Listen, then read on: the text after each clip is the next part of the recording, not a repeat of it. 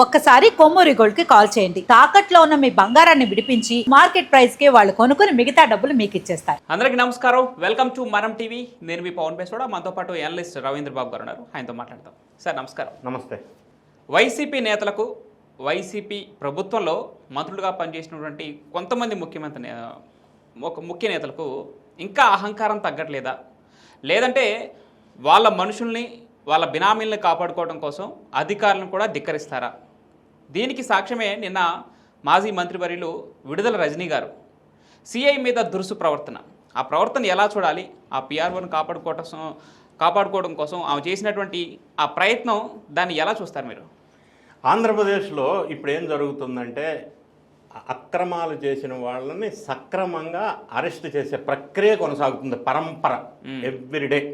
అందులో విడుదల రజని అనేది ఒక కేసు. ఇటువంటి కాకాణి గోవర్ధన్ రెడ్డి కానీ ఇంకా చాలామంది పెద్ద లిస్ట్ ఉంది ఇది. సో విడుదల రజని సబ్జెక్టు మనం మాట్లాడుకునేటప్పుడు నిన్న జరిగిన సంఘటన, సిఐ సుబ్బానాయుడు ఆయన మీద దురుసుగా ప్రవర్తించింది ఏమే అనేది వాస్తవం.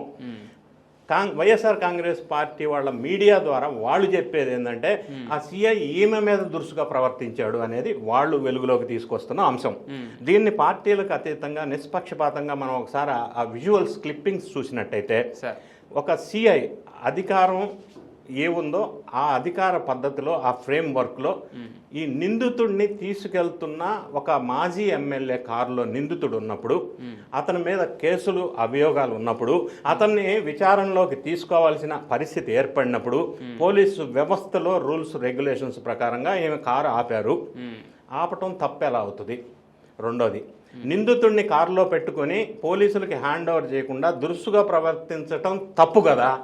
మరి ఉల్టా పల్టా మాట్లాడటంలో మీనింగ్ ఏంటంటే, మీరు అన్నట్టు అహంకారం అని నేను అన్నాను, కానీ ఈయన ఎవరైతే అందులో పిఆర్ఓగా చెప్పబడుతున్న శ్రీకాంత్ రెడ్డి అభియోగాలు ఏంటి ఒకసారి మనం ఆలోచించినట్టయితే, చిలకలూరుపేట ప్రాంతంలో రజనీ అప్పట్లో ఎమ్మెల్యే, తర్వాత మినిస్టరు.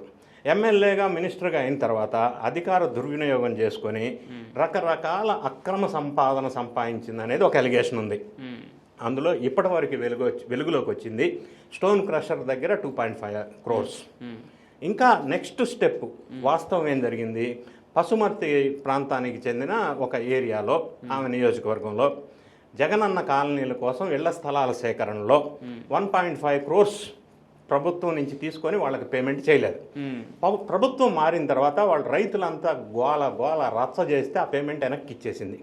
అంటే తప్పు చేసింది వాస్తవంగా ఒప్పుకున్నారు కదా.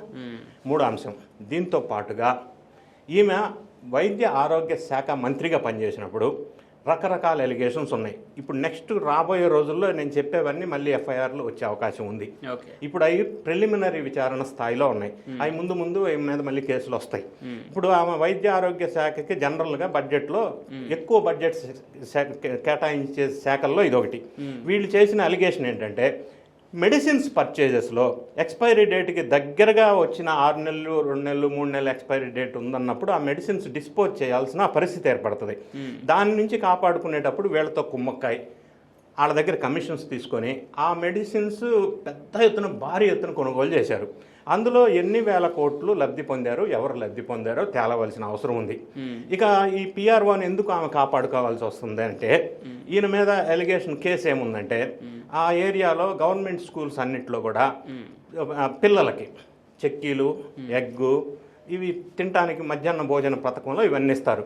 సరే, వాటన్నిటి మీద యథావిధిగా గవర్నమెంట్ ఆఫీసెస్ మీద, స్కూల్స్ మీద వైఎస్ఆర్ కాంగ్రెస్ రంగులు, భూముల్లో రీసర్వే చేసి ఆ బౌండరీ రాళ్ల మీద జగనన్న ఫోటో పెట్టినట్టుగానే ఈ ఎగ్ మీద, చిక్కీల మీద కూడా జగనన్న ఫోటో పెట్టేశారు. పెట్టారు పాని.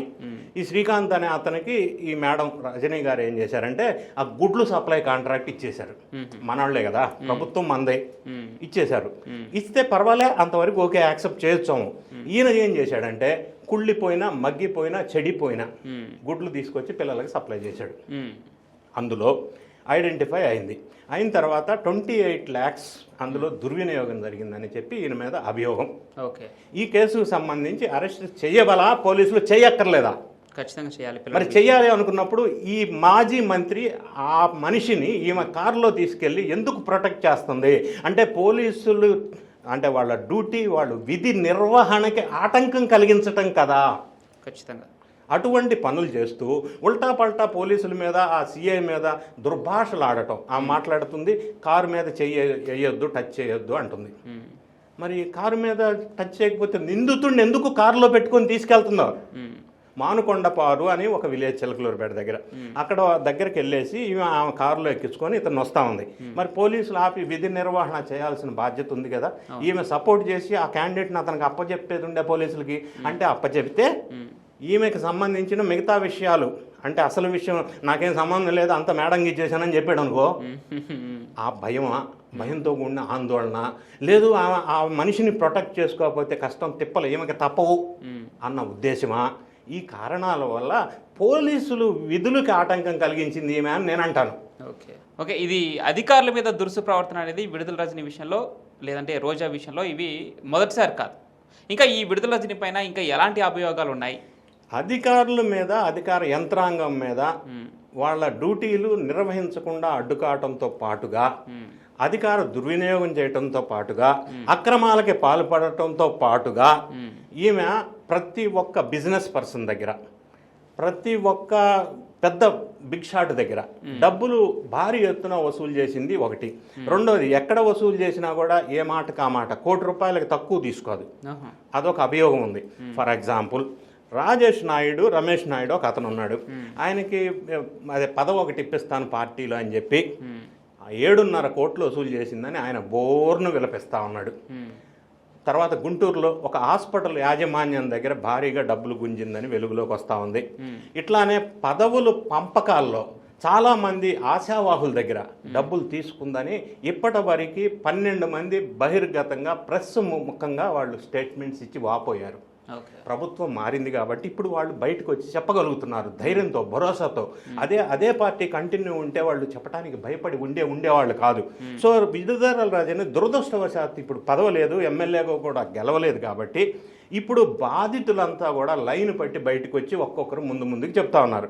ఈ చెబుతున్న ప్రక్రియలో మనకు అర్థమవుతుంది ఏంటంటే, అందరి దగ్గర భారీగా డబ్బులు వసూలు చేయటం, అక్రమాలకు పాల్పడటం అనేది ఒకదాని తర్వాత ఒకటి వెలుగులోకి భారీగా వస్తున్నాయి.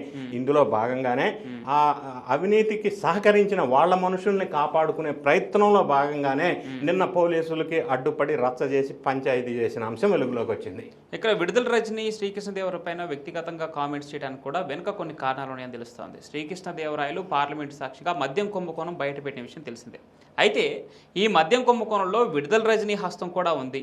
విదేశాలకు డబ్బు పంపించిన దాంట్లో విడుదల రజని కూడా ఉందని, తన పేరు కూడా నెక్స్ట్ లిస్ట్లో రాబోతుందని తెలుస్తుంది. దీని వెనక ఏమైనా డీటెయిల్స్ ఏమైనా ఉన్నాయా? అంటే విడుదల రజనికి శ్రీకృష్ణదేవరాయలకి మధ్య వచ్చిన రియల్ సంఘటన, శ్రీకృష్ణదేవరాయలు చెప్పిన విషయం ఏంటంటే, ఈ స్టోన్ క్రషర్ పంచాయతీ దగ్గర, ఈ ఇష్యూ దగ్గర ఈమె అంటే ప్రభుత్వం మారిన తర్వాత శ్రీకృష్ణదేవరాయలని ప్రాధేయపడింది, నాకు ఈ కేసు నుంచి విముక్తి కలిగించమని.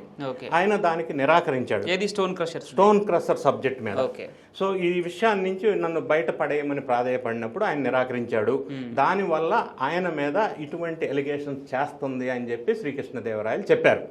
రెండోది, లిక్కర్ స్కామ్ కానీ ఇంకొక స్కామ్స్లో కూడా ఈమె ప్రమేయం చాలా వాటిల్లో ఇంకా ఉంది. ఆమె ప్రాధేయపడినప్పుడు శ్రీకృష్ణదేవరాయలు వైసీపీలోనే ఉన్నారు.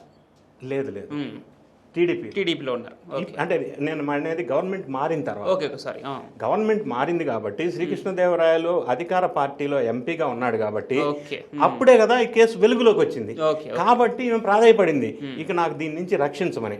అది రాయబారం పంపించింది. అది కూడా రాయబారం చర్చలు కూడా గుంటూరులో జరిగినాయి. అది కూడా గుంటూరులో ఒక కార్పొరేటర్ ద్వారా జరిగినాయి. సో ఈయన ఎప్పుడైతే నిర్బంధంగా తిరస్కరించాడు ఆమె రిక్వెస్ట్ ని, ఆమె ఈయన మీద కక్ష పెట్టుకొని ఇటువంటి ఫాల్స్ బేస్లెస్ పర్సనల్ ఎలిగేషన్స్ చేస్తా ఉన్నది అనేది ఆయన స్పష్టంగా పత్రికాముఖంగా స్టేట్మెంట్ ఇచ్చి క్లియర్ చేశారు. సో ఈ విధంగా ఈమె ఘన చరిత్ర గతంలో వీటన్నిటితో పాటుగా చిలకలూరుపేట టౌన్లో ఈ కేబుల్ ఆపరేషన్ చేసే ఒక బిజినెస్ ఉంటుంది కదా, సంస్థ, అది మొత్తం 5 సంవత్సరాలు ఈమె ఆధీనంలో భారీ బిజినెస్ చేసిందనేది వాస్తవం. ఆ ప్రాంత ప్రజలు, నియోజకవర్గ ప్రజలంతా కూడా చెప్తా ఉంటారు. దాంట్లో భాగంగా మళ్ళీ చాలా మందిని బెదిరించి డబ్బులు ఎక్కువ వసూలు చేసిందని రకరకాల డిఫరెంట్ వేరియస్ ఎలిగేషన్స్ ఈమె మీద ఉన్నాయి. వాటన్నిటిని తప్పించుకోవడం కోసమే వీళ్ళ అనుచరులను అరెస్ట్ చేయాల్సి వస్తే వీళ్ళు యాక్సెప్ట్ చేయలేకపోతున్నారు, వీళ్ళ పేరు ఎక్కడ బయటకు వస్తుందో అని. Right, thank you sir, thank you so much.